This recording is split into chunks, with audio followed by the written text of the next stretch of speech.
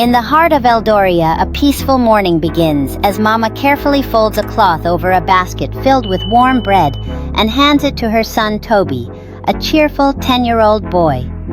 "Toby, take this to your Auntie Amara in Gidado town. And be careful on the road," she reminds him.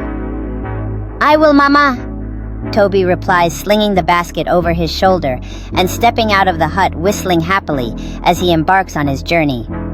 As Toby strides along the sunlit path, the cheerful melody of birds fills the air and butterflies dance around him, illustrating the enchanting beauty of Eldoria.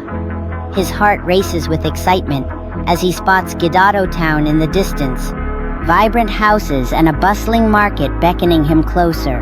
Upon reaching the outskirts of Gidado town, Toby's eyes widen with wonder, captivated by the lively stalls, brimming with fruits, vegetables, and vibrant fabrics.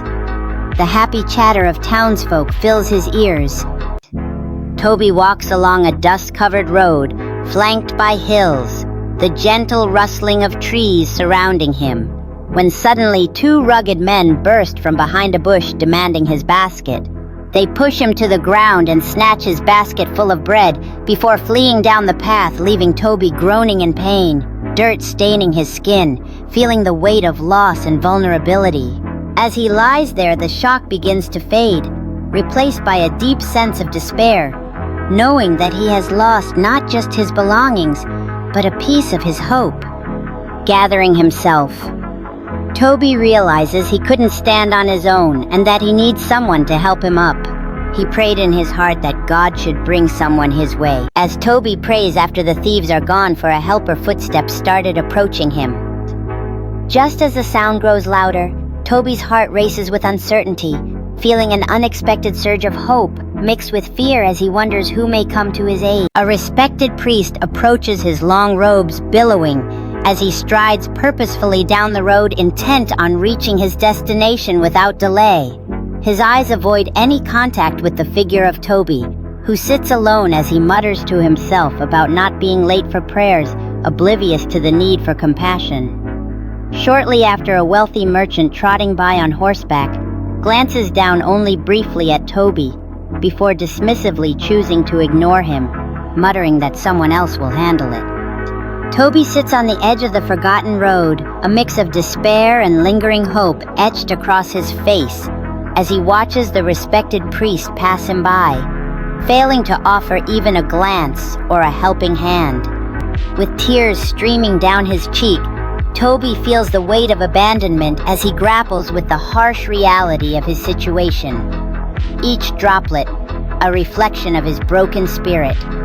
Meanwhile, the wealthy merchant rides away blissfully unaware of the suffering around him, his lavish surroundings amplifying the contrast between their lives.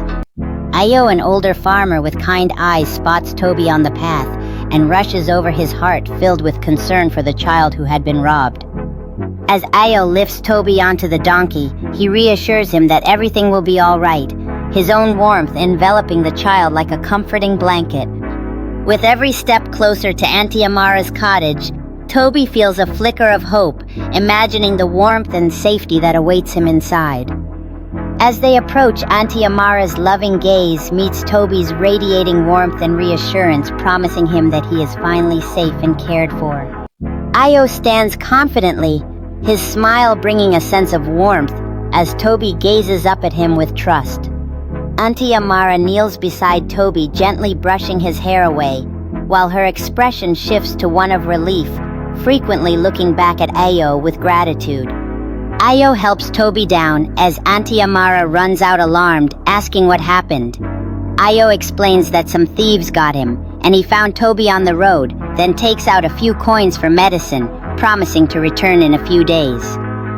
Auntie Amara, touched by his kindness, questions why he would help when he's not even from there, to which Ayo smiles and replies that love doesn't ask where you're from. As Ayo prepares to leave, his silhouette is framed by the setting sun, embodying hope, while Auntie Amara watches him with deep gratitude. Toby, looking more at ease now, clutches a small toy to his chest, his face reflecting both innocence and resilience after what he has been through. In a heartfelt moment, Auntie Amara envelops Toby in her arms, whispering words of comfort, helping him forget his troubles for a while. Feeling a sense of community and kindness, Ayo realizes that sometimes unexpected moments can bring warmth to the coldest of days. Inside the cozy cottage, Ayo shares a moment of genuine friendship with Auntie Amara, while Toby savors the warmth of both the stew and their kindness. Villagers gather, whispering in awe about the kind farmer who helped the boy, as Toby smiles from beside his aunt, healed and grateful. The true neighbor is the one who shows mercy, as the villagers celebrate the kindness that has blossomed in their community, encouraging one another to spread such goodness in their own lives. As the villagers express their gratitude, the kind farmer stands humbly at the center, embodying the spirit of compassion that inspires everyone to act with kindness. The young villager, moved by the farmer's action, steps forward to offer a heartfelt gift, echoing the sentiments of the crowd as they unite in appreciation.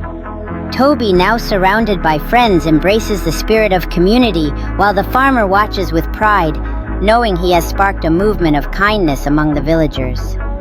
As the villagers come together to celebrate their newfound unity, Toby and his aunt join in the preparations, embodying the joy of working hand in hand for a common cause.